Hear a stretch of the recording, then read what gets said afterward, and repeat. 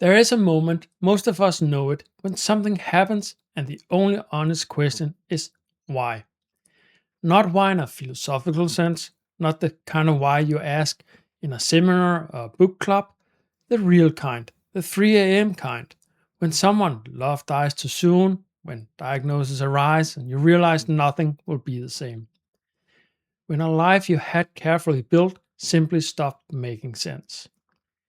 In these moments, all the usual answers feel thin, the religious ones, the spiritual ones, the psychological ones. They all have a certain quality of not quite landing, not because they're wrong necessarily, but because suffering that heavy refuses to be managed by an idea. And underneath all that specific questions, why this, why now, why me, there's one question that rarely gets asked directly. Is any of this for anything? Not just does it have a silver lining or will I grow from it? The deeper question is the universe the kind of place where what happens to you means something? Or are we living inside a process that is fundamentally indifferent and suffering is just what happens when the machinery does not go your way? Sometimes life forces you to ask the big questions. This channel explores a world picture where the answers actually hold together. My name is Lasse, and this video is about one of those questions. Is suffering random? And I want to take it seriously, not just give you a comforting answer, but show you why, in one particular world picture, the answer is actually no. It's not random, and why that answer holds together in a way that others do not. Human beings have tried to answer this question for as long as there has been human beings. And the answers we have given has not been random. They follow a pattern, a progression. The earliest world picture, what we might call the animist world picture, is one where the world is perceived as alive everywhere. Spirits inhabit rivers, mountains, animals, weather, you name it. Events are not mechanical, they are relational. Something is communicating with you through what happens.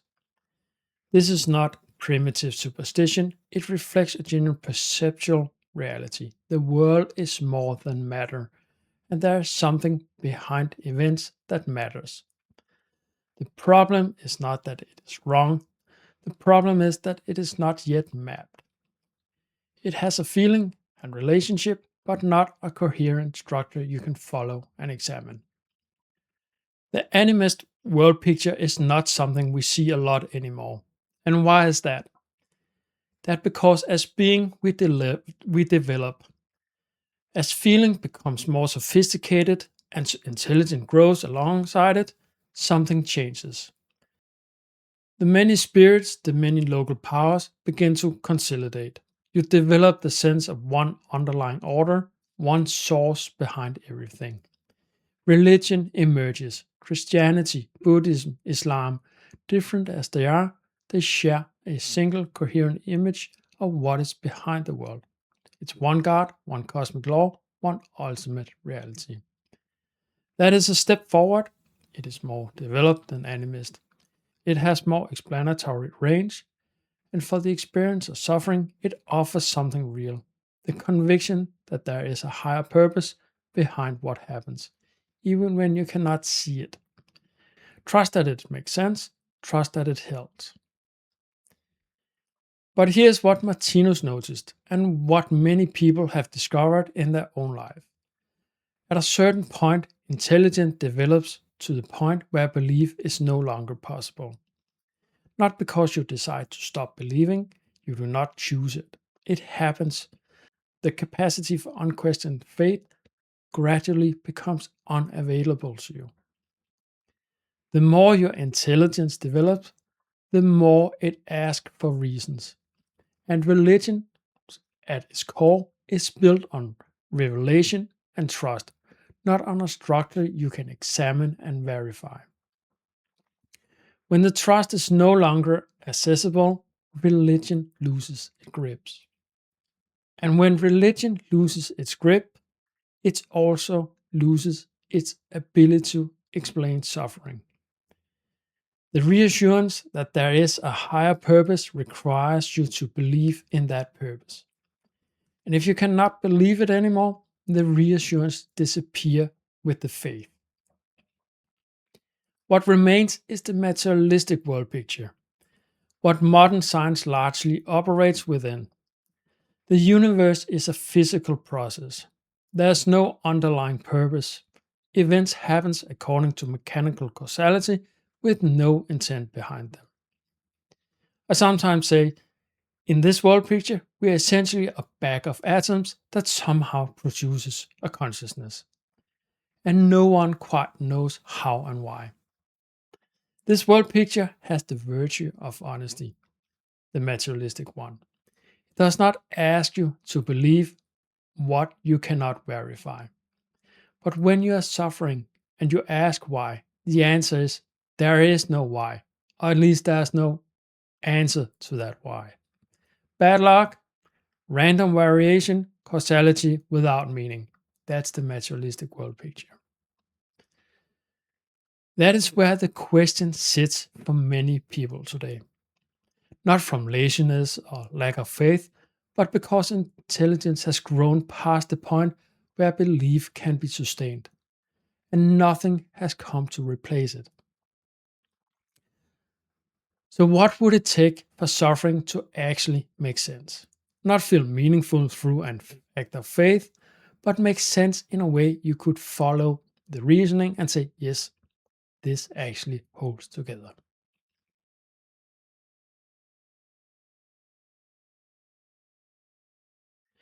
Martinus did not invent a new religion. He described what he saw. Martinus was a Danish, we can call him a spiritual researcher or thinker, lived from 1890 to 1981. In 1921, he had an experience he called cosmic consciousness, a permanent shift in perception that he described as direct intuition of the structure of existence. For the next 60 years, he wrote over 10,000 pages attempting to put into words, logically, systematically, what he had perceived. His claim was not that he had invented anything. The principles he describes are eternal. Eternal meaning that there are no beginning and no end. They have always been there. They were not created by Martinus or by God or by anyone. He mapped them out. The way a cartographer maps a territory that was already there. He spent the rest of his life, after 1921, writing it down in a way that we, with our more ordinary intelligence and experience, can actually study and understand them. So, what does this world picture say about suffering? Well, three things, and they are connected. The universe is a living being. This is not a metaphor. Martinus is making a structural claim. The universe consists entirely of living beings at every scale. Energies do not exist independently. They belong to living beings. Everything we experience belongs to living beings. The universe as a whole has the same fundamental structure as any living being. Consciousness, a creative force, and a physical expression. What this means is that the universe is not a mechanism running according to blind laws. It is something with awareness, with purpose, with what Martinus calls its fundamental tone. In Danish, we call it alkærlighed. You can translate it to all love. This is the deepest nature of what the universe is. He offers an analogy, and this is not a metaphor, but something he means quite directly. When you read a book, you see letters, words, sentences. The physical paper, the ink, the marks on the page, a purely materialistic view of a book would say that is all there is. But the meaning, the author's intention, the ideas, the story is not contained in the physical marks alone. It comes from somewhere else, something mental, something conscious. Martinus says the same is true of the world. We are reading a book written in the language of life. And right now, most of us cannot yet read it. We see the letters, the events, the circumstances, the suffering, but we do not yet see the meaning behind them. That is not because there is no meaning, it's because we are still learning to read. We are still learning to read the book of life, or we are still learning to read life. Secondly, we live many lives. If the universe is just and purposeful, then the widely unequal distribution of circumstances at birth cannot be permanent. Some beings are born into comfort and health, others are born into poverty, illness, abuse, and so on. If this one life is all there is, and the starting conditions are this different, then either justice does not exist or the world picture is incomplete. Martinus puts it directly in Livets Bog 2, or the Book of Life 2, in section 585. He writes, "Think if reincarnation or rebirth were not real facts, how then could justice exist? Meaning an absolute equality of all living beings in the universe." And he continues, "Without reincarnation, eternal injustice would be the dominant reality. There would be beings with enormous privileges in both body and soul, and there would be beings condemned to be martyrs." In the book Grand Courses, or Grand Course, which is a book with lectures that Martinus gave in the 1950s, in section 193, he goes even further. If there were no more than one life, the condition at birth would have to be identical for all. There is a colossal, razor-sharp justice in existence. Every single human being is at the stage they have themselves created, and is right now creating their faith in the future. This is not the reincarnation of popular imagination, a kind of spiritual recycling where you get another chance to be a better person. It is something more structural. What you develop in one life, in your character, your capacity, your emotional range, carries forward as the condition of the next life. What you make capital becomes talent. What you build in relationship and reactions shape what meets you in the future. The details are not remembered, but the results are experienced. Something ties the lives together, and this is the third fact. Cause and effect operates across lives. We know this as karma. Karma, in Martinus' world picture, is not punishment. It is the law by which what you cause in others' life returns to you as your own experience. In the same Grand Courses, section 266, he writes, "Human beings have suffering, but why do they have this suffering? They have it because they have released causes they were not aware of.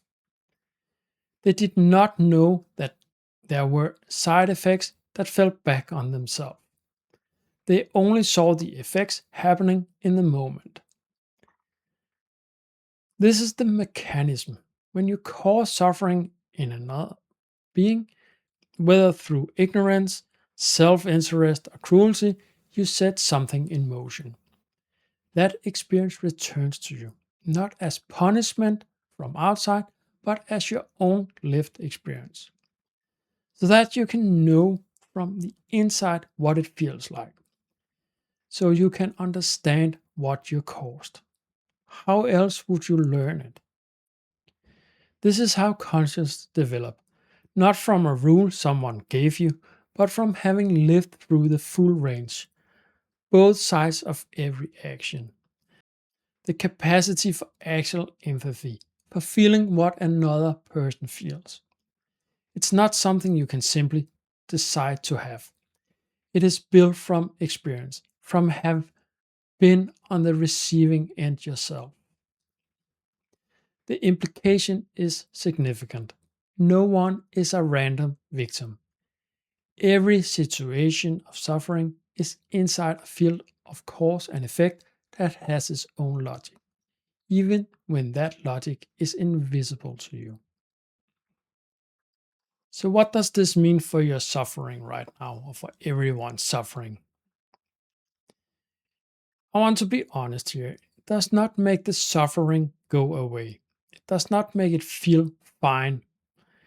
If you're in pain, real pain, an idea about cosmic justice is not going to fix that in the moment. But it does change what the suffering is. In the Eternal World Picture 5, section 74.1, Martinus writes, human beings have suffering. It is because they're inside a field of cause and effect where they're meant to learn. Meant to learn, not punished, not randomly afflicted. Inside a field, a structured context where something is being developed. What is being developed? In Martinus' analysis, the chain looks like this. At the root is what he calls uvidenhed, ignorance, lack of knowledge, if you like. We do not yet fully know what our action causes others to feel. Out of that ignorance, we cause harm, not out of malice, but because we have not developed the perception yet. That harm comes back to us through karma as our own experience. The experience is painful. That pain, call it forced development, pushes us to develop something we would not develop in any other way. Over time, through many lives, we develop immunity. An immunity to being destabilized by what once would have overwhelmed us. And at the end of that arc, this kærlighed or all love, or what you can call genuine love, not as an ideal or an effect, but as a real perceptual capacity developed through experience. This immunity is to give us the capability of empathy. When we start to not be able to do things that harm other people because we can feel it in ourselves, because we have experienced it ourselves, we get what you can call this kærlighed or the capacity for all love. Genuine love, not as an ideal or an effort, but as a real perceptual capacity developed through experience. This is what suffering is building, not in spite of a loving universe, but because of a loving universe. And there's one more piece which puts our present moment in context. In Livets bog 2, section 608, Martinus writes, all beings in the universe are absolutely equal. That in the spiral that appears one after another and thus do not reach their physical or spiritual ideals at the same time only underscores further the magnificence, all radiating structure of the universe. We are not at different levels of worth. We are at different points in the same journey. The being who caused suffering today is the being who will experience it tomorrow, and who will eventually be moved by that experience towards love or the next step. All of us are on the same path. None of us is more inherently valuable than others. We are simply at different stages. And we're currently, according to the world plan, at a particularly dark point in the transition, moving from what Martinus calls the animal kingdom of consciousness towards the real human kingdom. the intensity of suffering we see around us is not evidence that the universe has failed. It is the darkness that precedes the turn, the birth pain, not the death rattle. I go into this mechanism of this in more details in a related video, how the circle of cause and effect actually works, why the transition zone is so difficult, what the arc looks like from a longer view, and I will link it below. So can we be certain about all of this? Do we have to believe in all of this? I'm not asking you to believe in any of this actually. Belief is not what Martinus was offering, and it's not what I'm trying to offer here. These are not assertions you're supposed to accept on faith. You can do it if you want to, but that's not the point here. They are a world picture, a map structure if you like, that you can study, examine, and check for coherence over time. You can read it, you can understand it to the extent you can, and you can check it against your own experiences. But I want to point at something. Randomness offers you nothing, basically. A universe that operates by blind chance, in which your suffering is the result of nothing more than unlucky physical processes. That world picture is honest, but it's completely silent in the face of real pain. There's no why, there's no structure, there's no arc. You just have to endure, and then it stops. And that's all.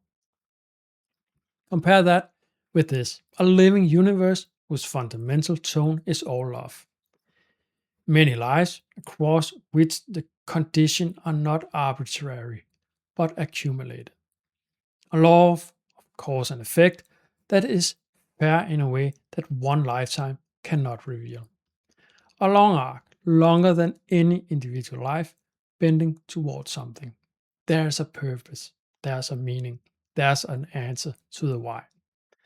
I haven't given you the whole answer in this video, but I'm just saying it could be there, right? You do not need to be certain about which of these are true. But notice one of them gives you something to stand on, even before you fully understand it, even if you are still in the middle of the suffering. The openness to the possibility that there is a structure, that something is happening to you that has direction, even if you cannot see it. It's already a shift. In the Eternal World Picture 5, Martinus writes the following. Life experience should be a source of joy, and every single day one should be able to wake up glad for the day, and that is indeed what happens when one gradually sees that there is a divine guidance behind it all. That does not happen overnight. It is the work of many lives, but it begins with the door opening. The idea that this could be a possibility. The next question, naturally, is that one that always comes after this. If suffering has a purpose, what is that purpose more specifically? And what is karma actually doing?